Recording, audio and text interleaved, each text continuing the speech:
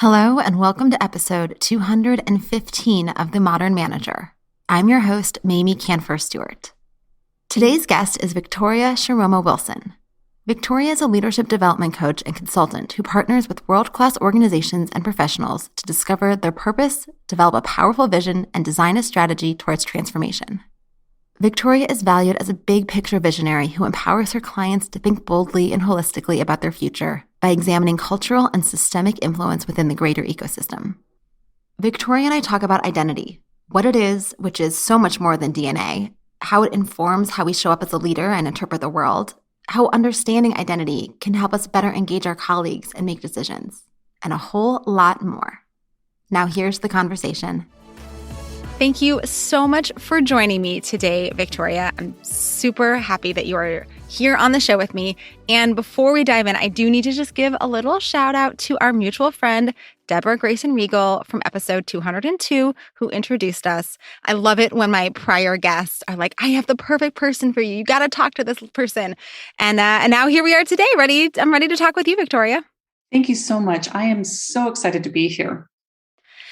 Okay, so this is a big topic. We are talking about identity and how it impacts us and how it, shows up in our cultures and our teams and all of that like juicy stuff around kind of who we are. So can you start by maybe just kind of explaining in your mind kind of how you define identity and how it's formed? Yes, absolutely. At a very high level, if we think about identity, like everybody on this planet has some form of an identity, right? So we are all social creatures and we all function within social systems. And if you think about it, our identity is the main way we view the world from the inside out, right? And how we respond to the world from the outside in. And so as we function and as we move through the world, we all kind of interpret and internalize the norms or the acceptable rules of the world around us. And that really forms our perspective. And at the very core, that's how our identity gets formed. So it sounds like what you're saying is there's this interaction between kind of who we are, right? We're not coming into this like a total blank slate, right? We have our genetics and our, something about our DNA. Right. And then it's like this interaction between that and the world that forms who we are and how we understand ourselves and how we understand the world. Exactly. And I talk about the two I's, like there's this whole notion of inheritance versus internalization, right? So for a lot of folks, they think about, or they're very aware of the inheritance. Like they're like, well, I picked this up from like, let's say the world around me, or I inherited these traits. And so it's more than just the DNA, right? It's more than the biological notion of that because we are social creatures. And so we talk about this whole notion of internalization. We do unconsciously make this decision to say, all right, well, this is how I need to belong and survive in the world around me, so that you internalize these beliefs and these behaviors for how you want to interact with the world.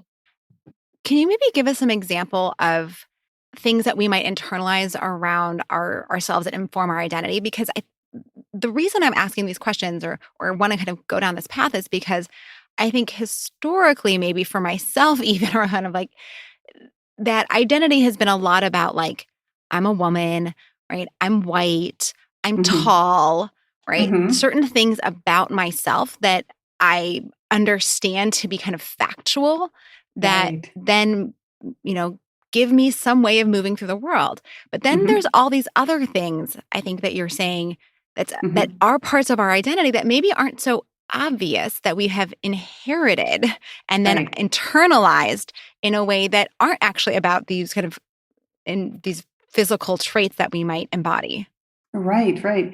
So one of the ways that I like to work with clients is we kind of get away from the whole notion of I am and move to I see, right? So when you talked about like some of the traits that you have, like some of the physical traits, there's one really important aspect to consider, and that is the fact that it's not only just the way you function and move around in the world, it's also how others respond to you. Right. And so we're always picking up on these signals. And if you think about it if our identity being more of like this evolutionary what we call a semi-permeable membrane, right? It's like we take in data, right? And then we kind of internalize it and analyze it. And then we kind of like that actually informs our behaviors and how we respond to the world, right? And so that kind of creates this really interesting behavioral loop that happens not only within ourselves, but also within the people that we interact with. And so one of the things I do work with clients on is kind of like getting away from the whole notion of I am, because a lot of folks, like when you think about like some of the physical characteristics, or they think about their what we call our intersectionality. They say, I am a biracial woman who's cisgender, and and goes on and on and on.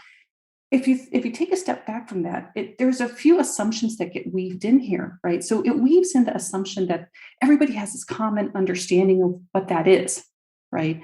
And so I can't say that I have I am gravitationally challenged, so therefore I don't understand what it means to be a tall woman.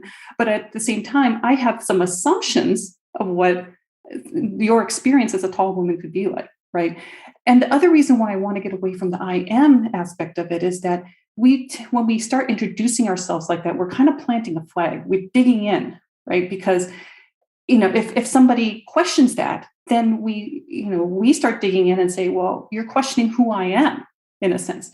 So one of the ways that I work with clients is to kind of like talk about the I see, right? What is your perspective? What is the reality of the world as you see it?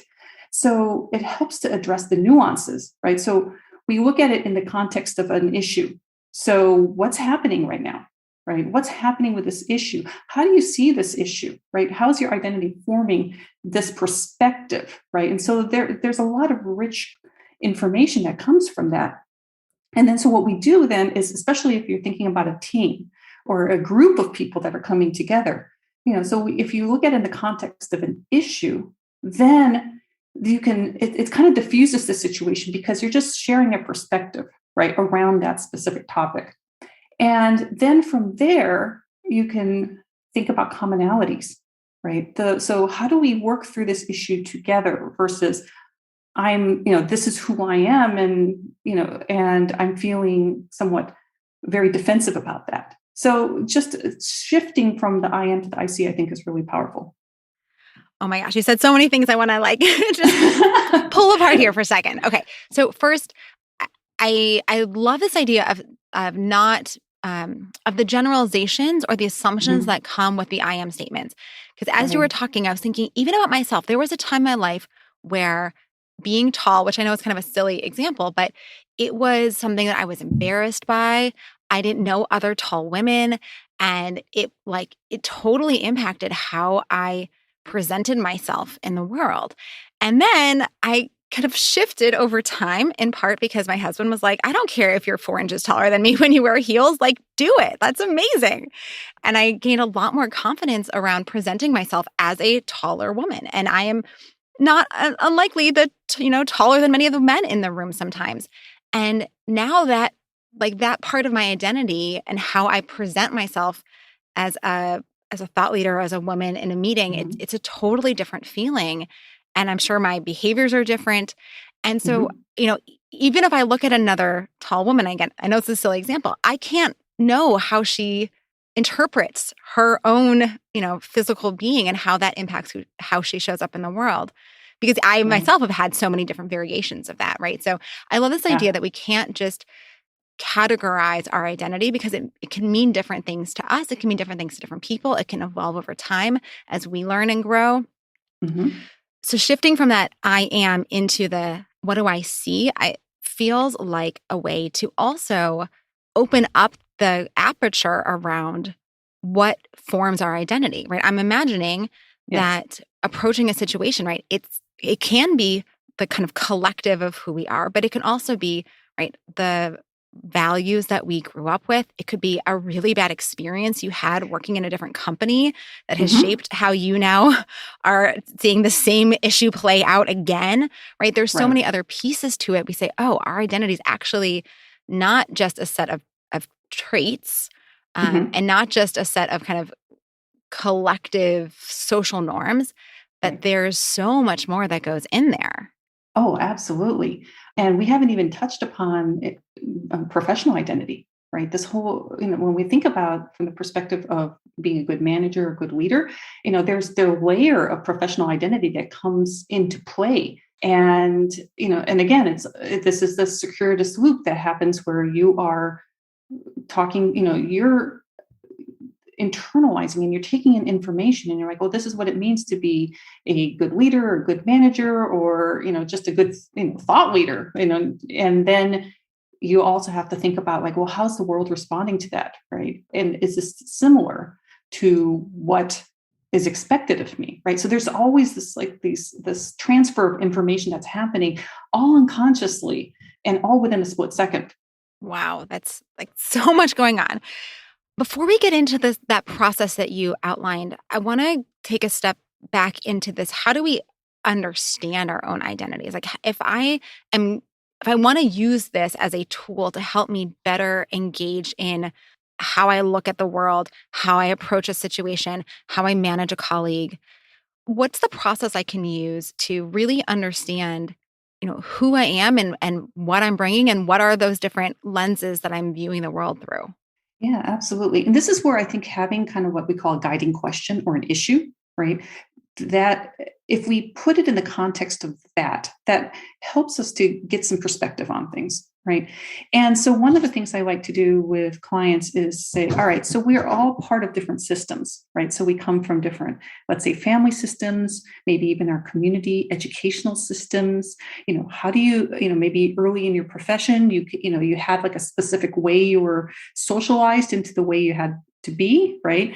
Then we also look at, ethnicity, national system, identities, all this stuff influences us in some way or another, right? But that guiding question kind of brings those values out, or brings what is the central aspects of our identity that's relevant for the topic that's at hand.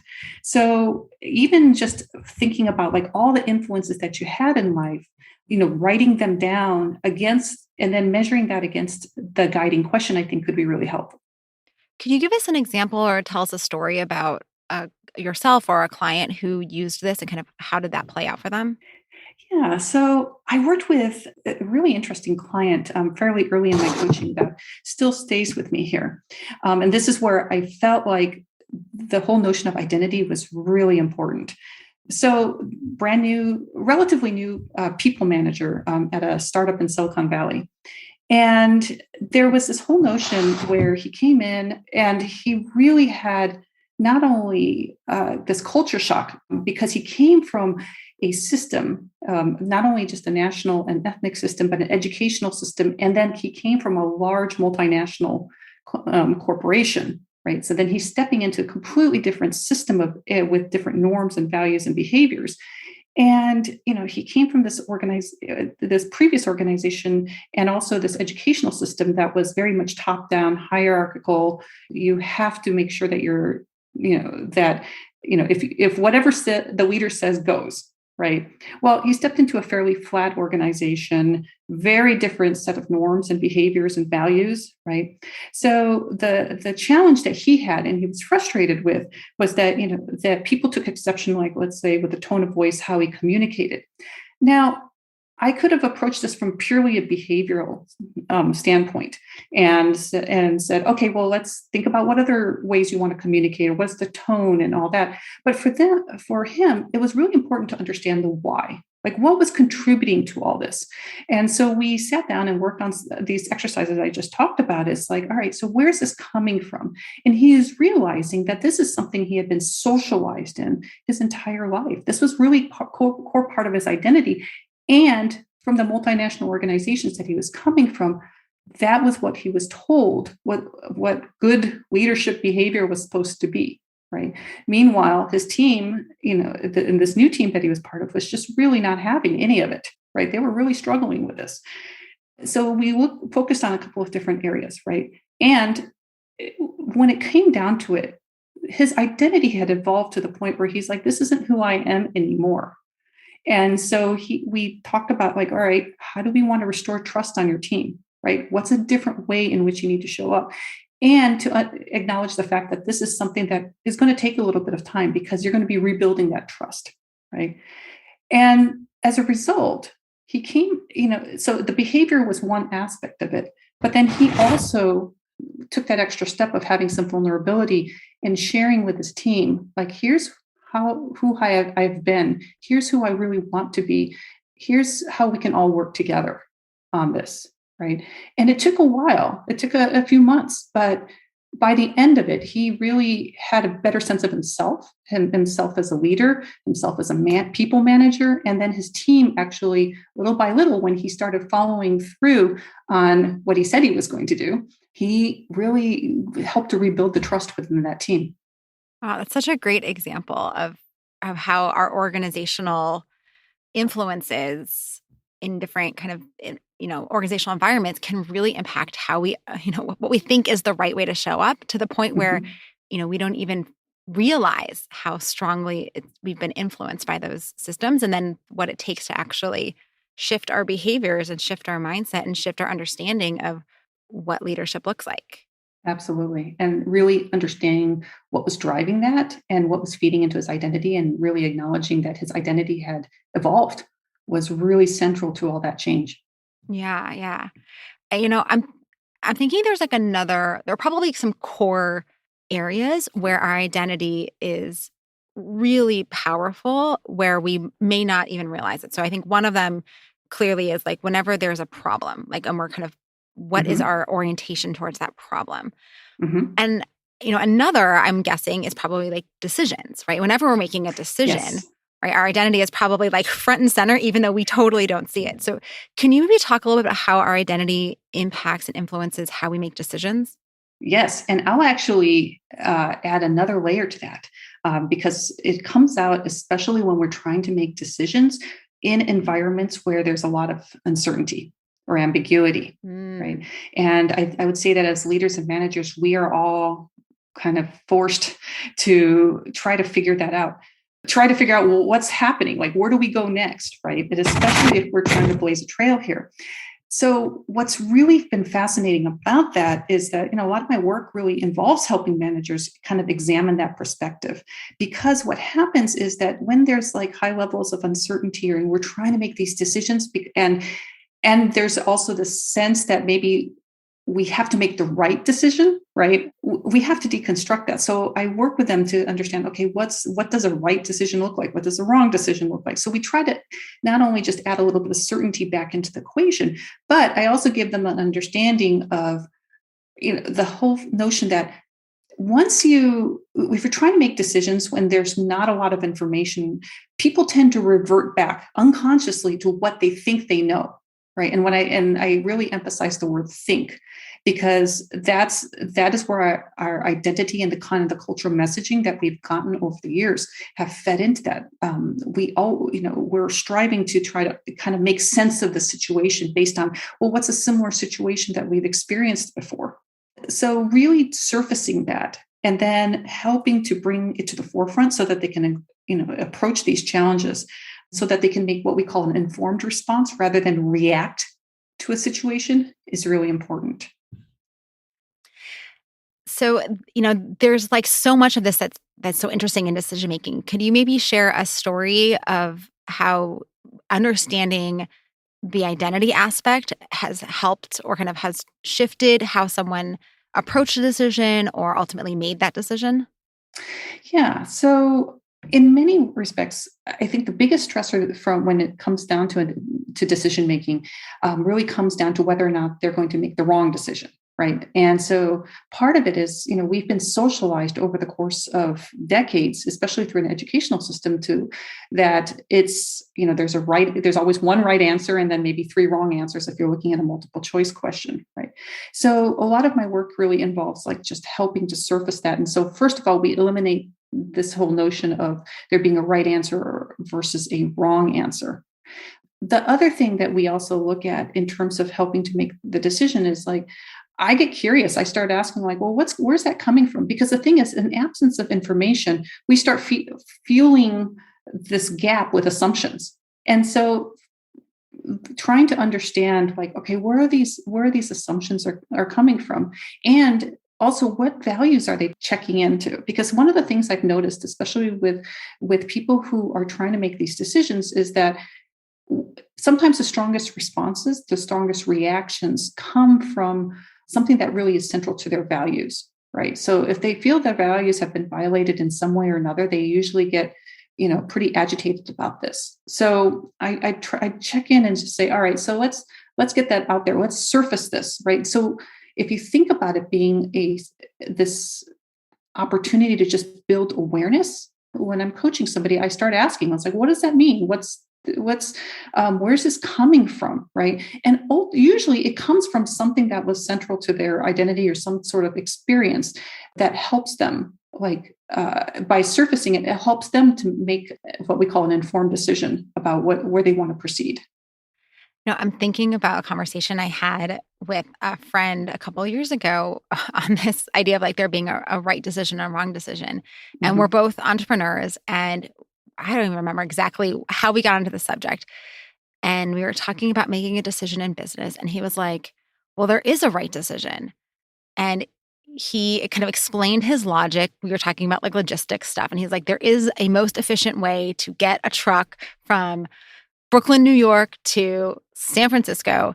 And Mm-hmm. either you figured out the most efficient way or you didn't. And I was like, Mm-hmm. oh, that's so interesting. And he has a background in math. And Mm-hmm. oh, that's so interesting that is how he is framing this. Whereas I'm framing this as a strategic question Right. where there is no right answer. Mm-hmm. There's only trade-offs. There's Yes. an efficiency that could come in time, but then there's a trade-off with money. And there's Mm-hmm. maybe a trade-off in the environmental impact. And so there is no right answer to this question. And, I come from an Right. arts background where Mm-hmm. making a painting, there is no right way to make a painting. There's no, Right. perfect finished, you did Yeah. it, answer. And Right. how, I never had really thought about this before, how, Mm-hmm. his background as a mathematician and my background as an artist led us to perceive this, what seemed like a really simple question in very, very different ways because of Yeah. how we have been conditioned to look at the world. Absolutely. Yeah. And so one question I'd probably ask him is all right, so efficient. All right. So where's that coming from? What's important about efficiency? How do you define efficiency? Right. Because Yes. one of the things that might come up, right, is that he might see efficiency as being a certain level of criteria or factors based on what he knows. And then, but you might be calling it strategic, but it actually might be the most efficient thing that's happening based on the variables that are available to you at that time. Oh, this is so helpful, right? There are so many conversations we have with our team members all the time where we use words that we think we all understand, or we think we've Yes. all defined the same way. And really, we find out that even this kind of the simplicity of language is actually needs to be unpacked and needs to be further defined so that we can be talking about the same thing, or at least be explicit about the perspective we're bringing in and how we're understanding the situation, which goes, full circle back to where you started by saying, Mm-hmm. we'll start by understanding the issue, and then you can open up your lenses and your identity that you're bringing into that issue. Yeah, absolutely. And it's interesting because I think some people might be reluctant because they say, well, that takes extra time to define what the issue is.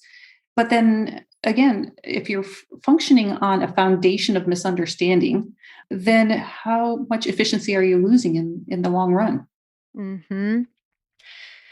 So before we wrap up, can you say one little snippet about this identity of not everyone really does have an identity, right? I think there's Mm-hmm. an unfortunate thing that's happening right now around, being specifically white, male, straight, cisgendered, where they kind of get lost, or at least my experience of talking with people in that kind of collective category is that they sometimes feel like their identity gets a bad rap, or they kind of get lost in the world of, Mm-hmm. bring your full self to work, kind of, be your authentic self and your identity. So could you Mm-hmm. maybe just speak to that for a little bit about, how do we really understand that everyone has an identity and that all identities are valid? And it kind of goes back to this, it's not about your Yeah. traits, it's something bigger than that. Yeah, that's really interesting because I think there's been many folks that have been socialized to believe that, and especially, again, this goes back to like when we think about what does it mean to be a good manager? What does it mean to be a good leader? What I uncover with a lot of folks is that they've been socialized to always be right? Or that they have to show I would say the word strength comes to mind, right? They're always been said, well, you need to be able to lead the team. So therefore you need to show strength and certainty. And so I usually pause with folks and just say, all right, what does that mean? Right. And the themes that I pick up on are this whole notion of invincibility, right? Or that I'm always right, and that puts a lot of stress on people. And what I found is that sometimes the most effective leaders are the ones that are willing to just take a step back and say, you know what, I don't have all the answers, but I think that, I want to open this discussion up to other folks that might actually have a better solution for this than I do. Right. And that actually takes, and I know that we've phrased that as vulnerability in a sense, but I would say that that's strength. Right. To be able to understand like, hey, we're working in an environment where there's high levels of uncertainty and ambiguity. Right. And so if we have these common, shared beliefs in a sense, let's work together to solve the problem. I'm going to be more of a facilitator rather than the person that has to always have the right answer here. So I would say that that's a better definition of like, let's say, strength and leadership than somebody who, is always having to prove to be right to others. Because again, that I think that weaves into the whole notion that I am, right? I'm a leader, so therefore I always have to be right, versus I see, here's my perspective on this, but hey, maybe we can figure out a better way to solve this problem together. Mm-hmm. Love it. All right. Well, we are running out of time. So Victoria, can you tell us where people can learn more about you and tell us about your upcoming book? Yes, absolutely. So my company is called Exceptional Futures. And if you go to www.exceptionalfutures.com, that's one area. You can find me. I'm also on LinkedIn under Victoria Shiroma Wilson, Shiroma, and then Wilson is spelled Wilson. And I have a book that's coming out in September, and my website actually has information on that. It's going to be available for pre-order soon, and you'll be able to find it in all the common channels like Amazon, Barnes & Noble, independent bookstores. Fantastic. Well, thank you so much for talking through this very big and very complicated topic with me today. It's been a pleasure. Likewise. Thank you so much.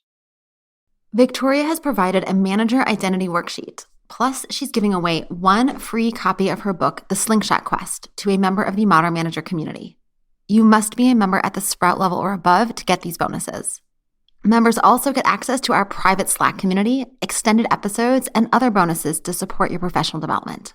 To learn more and join, go to themodernmanager.com/join.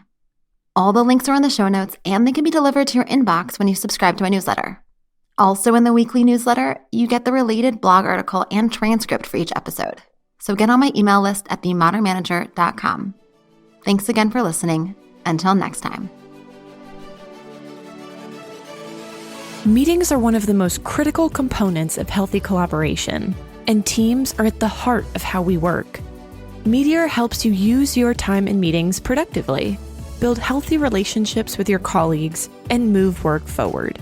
To learn how we do it, visit meteor.com. That's MEETEOR.com. You've been listening to The Modern Manager. You're already becoming a rock star boss of a thriving team, I can tell. To ensure you never miss an episode, subscribe to the show in your favorite podcast player and join the mailing list at mamieks.com/podcast. That's MAMIEKS.com/podcast to get show notes and other special content delivered directly to your inbox. Thank you so much for listening. Until next time.